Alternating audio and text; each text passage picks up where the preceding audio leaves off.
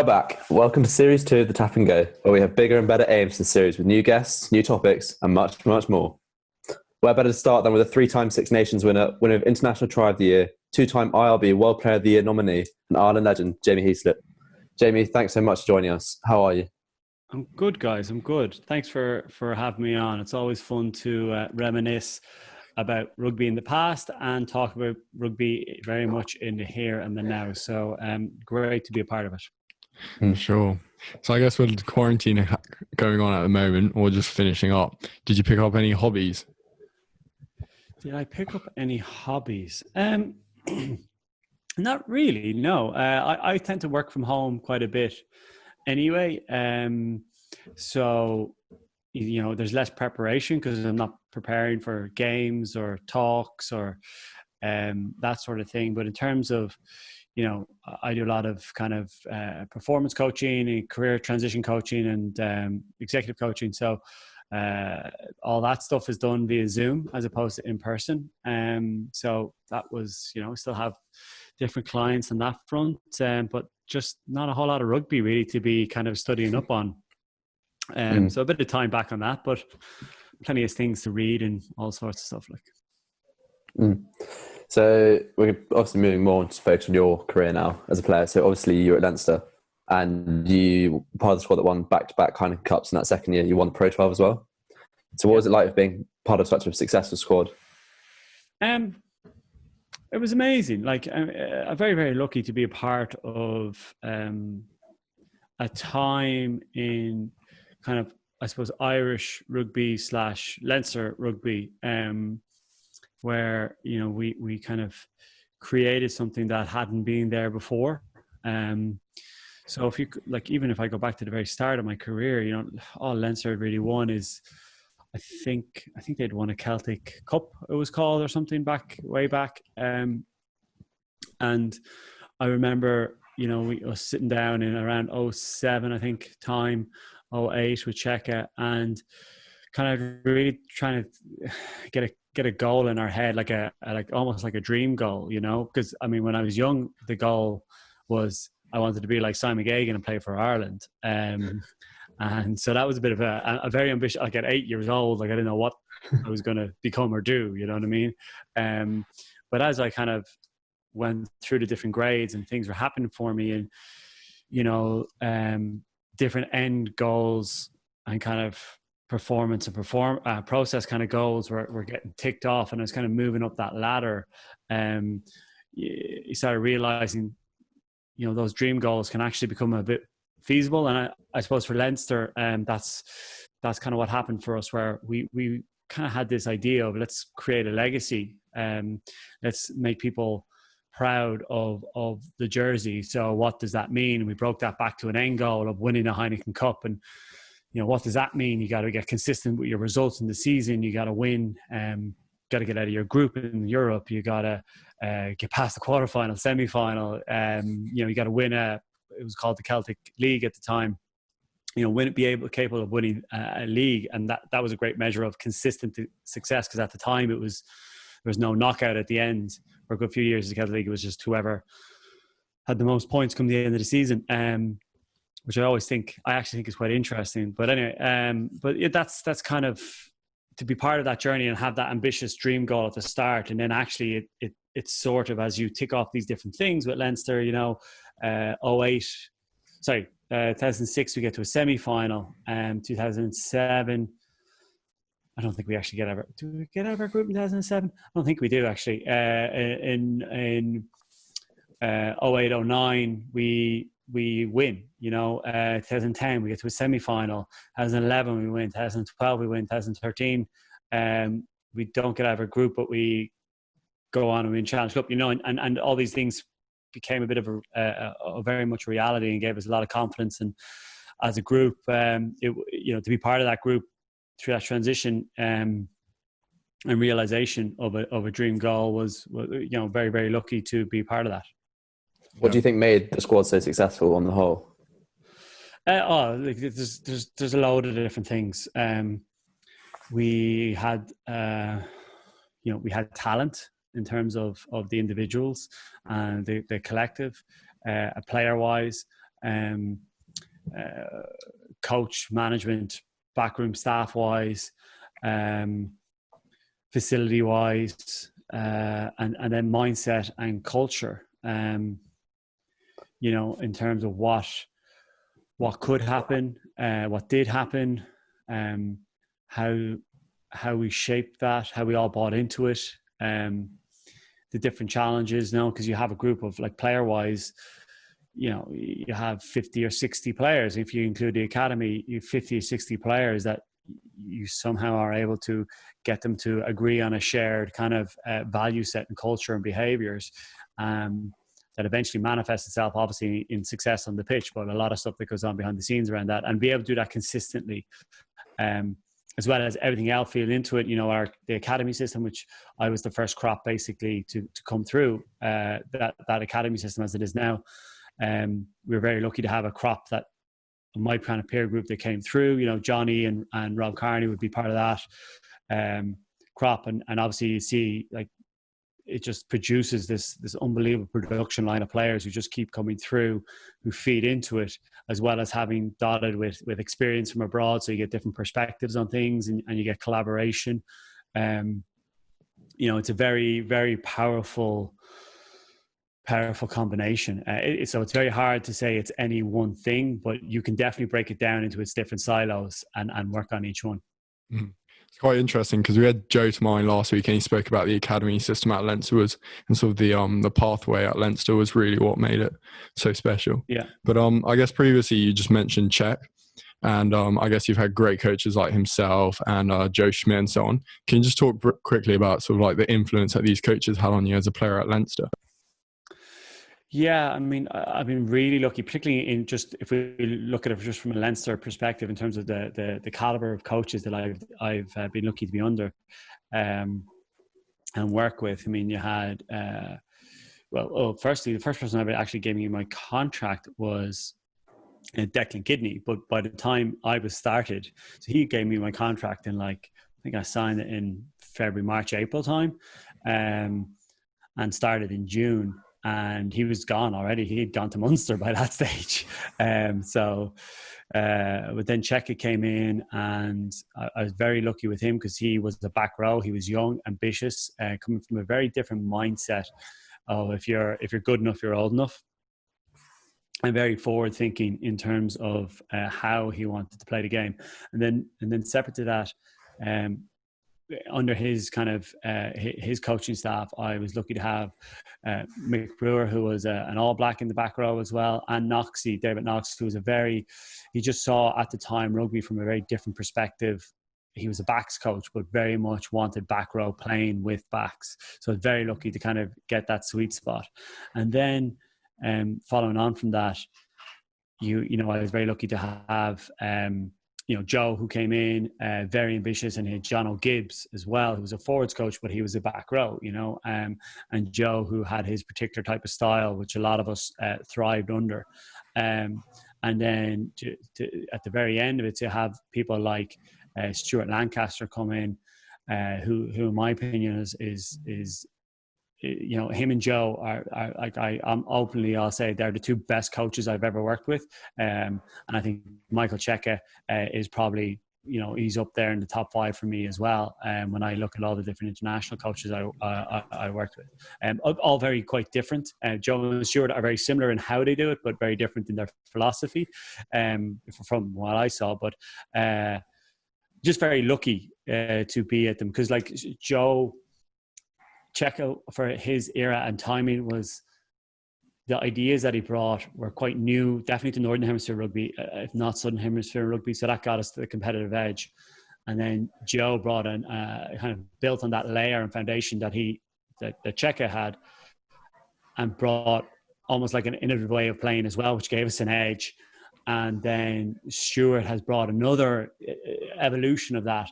So we continually are getting in a Leinster perspective, Leinster are continually getting a competitive edge on others. And I don't think a lot of people can argue with that right now in terms of Leinster's dominance across their domestic league. And, you know, they're always thereabouts in Europe over the last, you know, ever since really 2000 and since 2009 they've won 4 European Championships, and they're they could have had 5, albeit they were beaten fairly by a better team on a day in Saracens last year. But they're in the running again, and it's I'm looking at Saracens and Leinster going at it in a quarter final, and I'm like, the winner of that is probably favourites for the competition. Sure. Yeah. So I guess they say if Toulouse rugby is strong, then French rugby is strong, and that's quite a similar link I feel with Leinster and Ireland. Could you quickly talk about that link between, I guess, the pathway from Leinster to Ireland and sort of why there are so many who crossed? Well, I mean, I think if you go to any country, the side that's probably the most dominant in the domestic and European league, it usually is the one that gets a lot of players into the international. So that's just kind of the natural way. You go to England, Saracens. You go to I don't know, France. It's probably Toulouse or Racing or something. You know what I mean? Like it's kind of that gets played out over and over. But I think the fact that Ireland obviously is a lot smaller. We have 4 teams to pick from essentially, because they tend to not pick players that are playing abroad.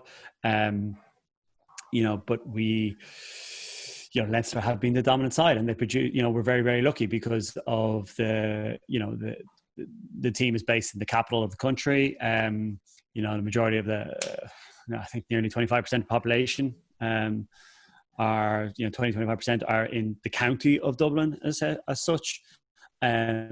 So we have a bigger playing pool to pick from, which you can see from our school system and our youth system. We have a bigger player pool to pick from, which is why the academy is so strong, and the fact that they have the academy in such a good setup.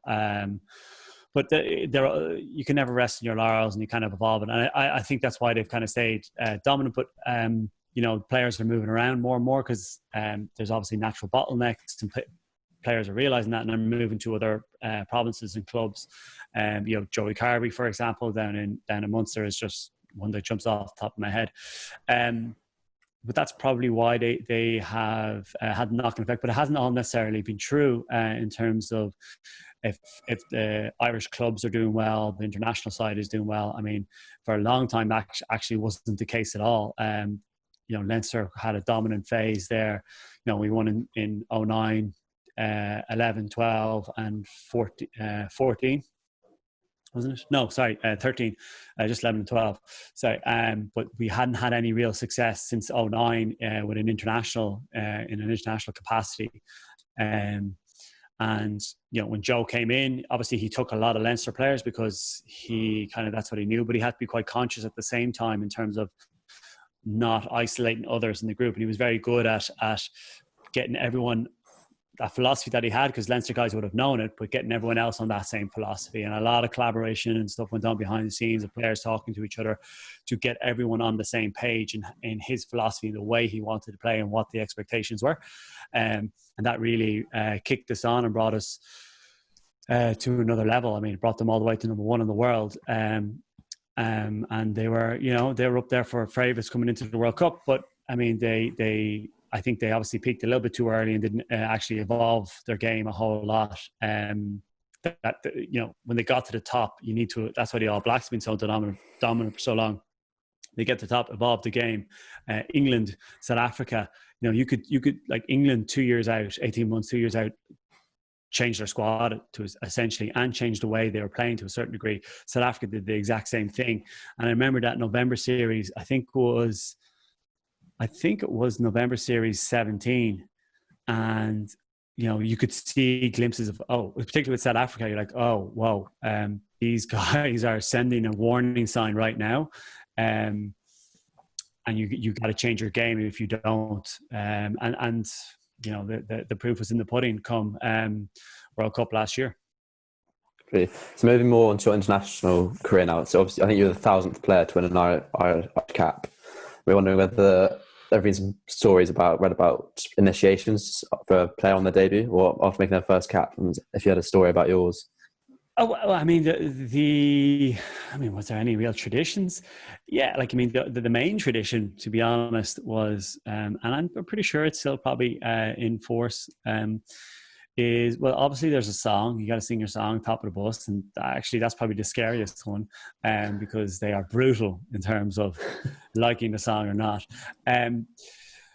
But then at the post-match function, or actually pretty much from any time where you get off the field, at the time it was very much, well, a player on your team and the opposition team on the day actually can come up to you with a drink, and you have to have that drink. So they have the same drink as you, and you both have that drink. That's fine for them because they do one. It's not great when every member of the squad is coming up to you, or or their squad as well. That gets yourself in some hot water pretty quickly. And I've seen some guys kind of fall, have some struggles with that throughout the night. All right, after their first cap, but otherwise there's not a whole lot of other caps, or a whole other traditions that are in there. The guy might get his jersey presented to him by a past player or someone important to him in the hotel, as opposed to or the night before, maybe, as opposed to on the day, because if you're already capped, when you come into the change room, the jersey's on the peg, because the jersey isn't yours, it's the team. So that's you take it off the peg, you put it back on the peg, and you just make sure you leave it in a better place. But the only difference for a new capper is that they usually have it from the hotel. What song did you sing? Yeah. Pardon? What was your song that you sang on the bus? Wow. 06. What would have been my song? I don't know. I can't remember. I do know my song became Nelly Hot in Here. That became my song. And that was, that's gotten me in trouble, because I think I did that over. Where did I do that? I did it on national radio here once before. I got called out on that, but that's been the song. That's what I'm most known for, infamously known for, anyway. Sure. So I guess that 09 season where Ireland won the Grand Slam, could you quickly just talk us through, I guess, the success behind it and sort of what you went through as a squad? So that squad, if you recall, if you look at that squad, right, they came off the back of a very, very disappointing 07 World Cup, and there was a lot of lads who ended up in that 09 team who didn't go in the World Cup. Myself, Luke Fitzgerald, did Tommy Bowe go to the World Cup? You'd have to fact check that one for me. Tomas O'Leary, Rob Carney. So we were hungry to prove a point, and we were young. We were naive. We didn't we'd no idea of what was kind of expected or how hard it was to win Six Nations or anything like that. We just wanted to go and play, and show what we were about. So that you had that factor. You had a new coaching group. You had Gert Small, you had Les Kiss, and you had Decky there. So with that was their first season. So with that, they had new ideas. So everything was fresh. You know what I mean? And that always has an injection in a squad, like always.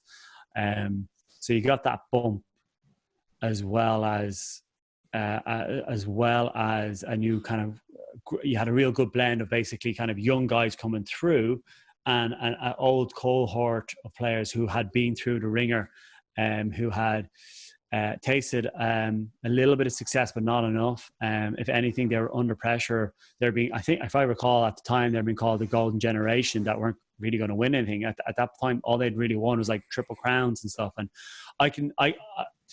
the Triple Crown, while it was great at the time, is something from the past, for me, it's always been, oh, that's nice, but it's not, you don't really win anything with a Triple Crown. Like, the Six Nations is the competition you're playing for, so that's what you want to win. So these guys are like, oh, well, I've won Triple Crowns. It's like, what is, like, have you lifted a Six Nations trophy? Like, no.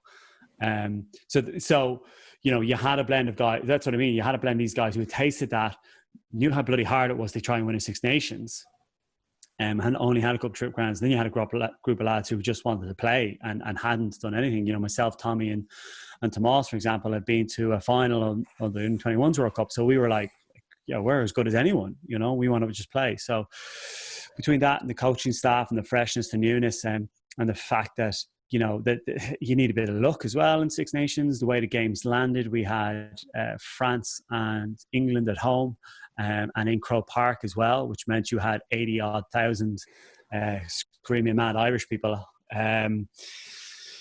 you know, looking for blood basically, and getting behind us. And we got off to a great start in the France game, and once we got that momentum, you know, the games panned out really well for us in terms of the I think it was France, then Italy, and then a break, and then we had England, then a break, and then we had Scotland and Wales, and just even, you know, so you had a couple of those factors that kind of added to being able to control a lot of things and get early momentum in the competition, and then really break it down into one game at a time kind of scenario, which you know, paid dividends with that group.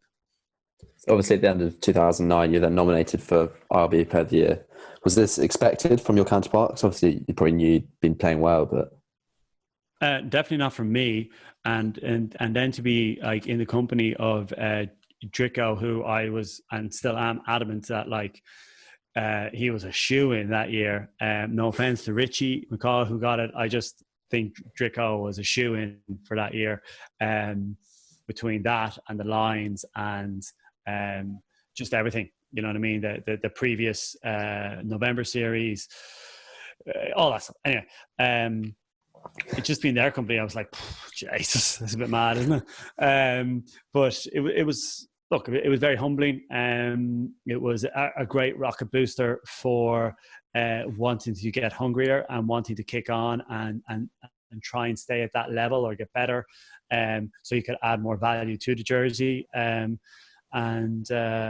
Yeah, it was nice to be in their company, but I still thought I was miles away from their standards. So it was a great motivating tool for me.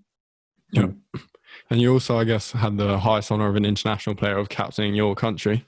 Well, I guess when you first came as captain, was there anything that you particularly wanted to change from the squad and sort of freshen up? No, yeah, not really. Like at the time, I suppose I was very much like, I will just kind of lead by example. But I probably learned more about leadership in that year and the following years under Paul O'Connell than I ever did in terms of trying to take a bit more of a macro view, you know, and how to be, you know, regardless, you know, you got to be self-aware, but you also got to be kind of, what's the word, like socially aware of Yep. the environment, as well as managing different relationships, and then manage your self-management as well. And I was very good at the self-awareness and the self-management, but, you know, needed to work on that kind of social aware dynamic, I suppose. But yeah, you were just very proud to be able to try and represent your team through examples, you know, and worry about playing rugby. But, you know, as I learned, there's a lot more to it than just focusing on yourself and focusing on playing rugby. There's a lot more eyes and stakeholders, or, you know, and that you have to manage. So obviously in 2016, you then won Try of the Year. And so obviously that try was sort of, it was quick rugby, offloading, everything. Was that something Ireland were trying to do? Or was that just a one-off and it came off? No, definitely not at that time. It was not something that we were actively doing, I suppose. But we just one of those. You know, for me, I feel a bit embarrassed winning that try, if I'm honest. Yeah, I was just lucky. I ran that line hundreds of times. You know what I mean? And never been on the end of it. It's usually a winger going in or a centre going in. If you actually look at it, Ferg McFadden is so reluctant to pass me the ball at the end of it, especially when he looks up and he sees me. I think he's like, oh Jesus. But look, it was I think it typified the team at the time. There was a lot of individual talent in that team that worked very well together. I mean, particularly the backs. I mean, like Sexton, Zeev, Sharpayne, Trimby, Ferg, you know, they all kind of link up. I think there's something like 11, 12 passes in that phase of play. And I think it's that sweeping movement, obviously from 22 to try line is what's so appealing, and that it is a really good collective try as such, and not down to any one individual brilliance. I actually, like, honestly, I felt so embarrassed going up and collecting the award. I was just like, I didn't really do anything. I fell over the line, but I'll take it on behalf of the lads. Thanks. But look, yeah, I think that typified Joe's process of the collective being stronger than any one individual. And it was, so in that regard, it was a very proud moment to be at the receiving end of the collective. Mhm. I guess, like, on the international stage, who would you say is sort of the toughest opposition that you've played against? Like someone that you see on the team sheet, you're like, oh. Yeah, well, I tell you, Thierry Dusatois used to be like, I was just like, oh man, this is going to hurt today. He was just like, he was just, he's not a big man when you see him, but just, he's just concrete. He's just, you know, and he just keeps coming. Either when you have the ball or when he has the ball, he just keeps coming. And he's an awfully nice fella. But he was always a nightmare to play against. In terms of eights, Sergio was always quite difficult because he was never afraid to try anything. And also, obviously, he's athletically gifted as well, but he was always looking to try something new. So you always have to do your homework on him and then always be ready for, like, who knows what he's going to do here as well. So the unexpected is always quite dangerous.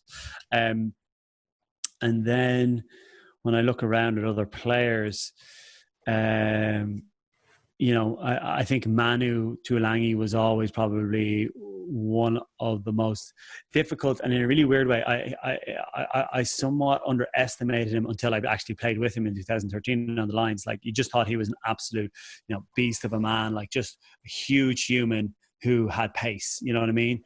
But actually when you play with him, you realize that he has a great footballing mind, really underrated footballing mind, and his distribution and his skill set are really underrated as well. Like he's a serious baller, you know what I mean? And I think I got a real what's the word I'm looking for, appreciation for him, even more so after 2013 lines, but playing against him up until that point and since, yeah, he was like basically having a back in the center field that had wheels. You're like, you know, this is going. Where do you think he should be going now? Obviously, he's just been released from Leicester. I don't know. It's a strange time for players. I mean, you've got a couple of dynamics at play. You know, does he? You know, you have this policy that certain unions enforce, which is they're not picking players if they're not playing in the country. You have that. So then it becomes, okay, do you want to play international footy or not? And sometimes it's not even as clean as that, because rugby players you have a very, very finite time to play rugby. I think the average career length is 6 years, 7 years. So he's on borrowed time, and he knows all about injury. You don't have to tell Manu any more about injury. So he has a finite time to make income that will set him up, because he's gonna, you know, it's not like soccer or other big professional sports. You don't make enough. The majority of players don't make enough to set themselves up for life. They have to work again. So he has to weigh in all that stuff as well. So it's not a very simple choice. And then the other thing that comes into it is, you know, with COVID and stuff like that, you know, do you want to be going abroad? Don't you want to be going abroad? What's the market dynamic over in such a place? You know, right now there's very little rugby on TV. So is there money in the sport right now? Our club's going to be forking out the money when they don't know what's going to be happening. So there's a whole load of uncertainties there that make the decision making very, very difficult. One of the biggest honours you just touched on there was going on a Lions tour, and you were fortunate enough to go on two.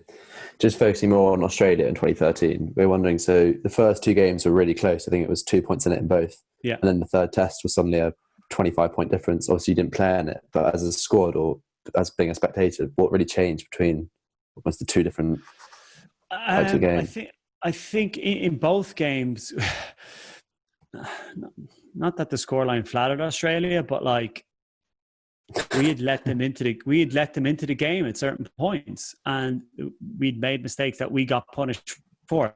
That's the sign of a good team, where they punish you for the mistakes. But you know, come the last week, didn't make any mistakes. All the kind of launch plays paid off, and we just cut them open.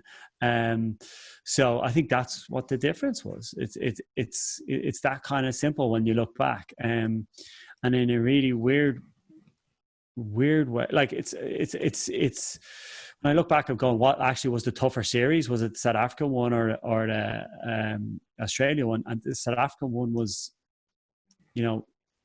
miles tougher. I to this day, the toughest game I have ever played in is that second test in 2009 against them. That's without doubt the toughest game I've ever played in. Yeah, I think there were like highlight videos on YouTube of just that, the brutal hits and sort of the conflicts in that game. It was just like, I mean, even for you, it was chalk and cheese, even in terms of the physicality that was allowed in the game. You know what I mean? So I'm not saying that was good or bad. It was just, it was what it was at the time. That was just the way it was played. And different things have come into it since. But yeah, it was brutal. You're also going up against the current world champions, which sets it up very, very nicely for next season in terms of the Lions go down there against the world champions again. So I guess with So obviously your career got brought short because of injury, and I think your contract with Leinster would have ended in 2020, wouldn't it, if you had been fit? How did you sort of go about? Yeah, so how did you sort of go about coping? Because obviously you never actually got to play your final game, having been ruled out of the test with injury. Yeah, it's a mad one. Like I would have been one of the players that would have probably been a little bit more better prepared than others, but what I've realized is that it's still very, very difficult for players transitioning out. There's not enough being done by people in the game to help with that, because people don't realize the sacrifice that you actually have to make to have a professional career. You give up a lot in terms of being able to pursue any other career or craft or trade, really, because the game is quite all-consuming, and it's very hard to get any sort of consistency in anything else when you have, like, your body is your job essentially, but you do it because you love it. Like that's the mad thing about it. You just don't care. And that's why, actually coming back to Manu's point, that's why it's a very tricky decision for him. But yeah, it was a tough 2 years. I ended up working in Google full time for about 13 months, but I've kind of come back out now on my own. I invested in a couple of different businesses while playing, still in some of them, sold others. And now I'm an executive and high performance coach. But I do work in coaching in terms of career transitioning, and I like, when possible, to help players transition out and prepare for transitioning out of the game. So I guess as our final question, we ask all our guests what their favorite moment of their career was. What would yours be? Oh, that's a good one. That's a very good one. You know what? Like, I kind of have. I have two that's like I'm really lucky. I've been part of teams. We've had some class moments, right? But one of the best, I kind of two that stand out is 2009 winning the Grand Slam. That was just mental. That whole couple of days afterwards was just that. It was just a mental time. I don't think I slept for about 3 days. It was just buzzing. It was just wild. I mean, we come back, there was like almost like one of the main streets in Dublin was blocked off, and there was literally tens of thousands of people there who, it's just something that they've never done since with the team when they've won the Six Nations. So that was just mad. And then it was just a pretty special time as well. You kind of shook off this thing that hasn't been done for, I think, 40 odd years in Ireland. So that was a pretty amazing moment. And then if I'm honest, 2011, when we won the Heineken Cup and we came back against Northampton in the second half, there's one particular moment where we are and bloody European Rugby showed us the whole time as they hyped the game. We're all in a circle, and the cup is right in the middle. No one's actually lifting the cup. It's just in the middle of the players, and everyone's in a circle, and we're just dancing, going mental. And it was just like no one believed that we could do it at half time. We did it. This collective did it, a real group effort, who were all driven towards lifting that trophy, and we had done it. And we'd done it the way we wanted to. It was a very, very proud moment. Well, Jamie, I'd just like to say thank you so much for coming onto our podcast. It was a cracker of a season opener. And yeah, I guess like it was really interesting hearing all about, I guess, Leinster rugby and Irish rugby and all those stories that come in between. Well, look, thanks so much. It's good to give an Irish spin on it for you guys. For sure. Thanks so much. Well, No thank you for all you viewers listening. Don't forget to follow us on our Instagram @the Tap and Go to get all sneak peeks.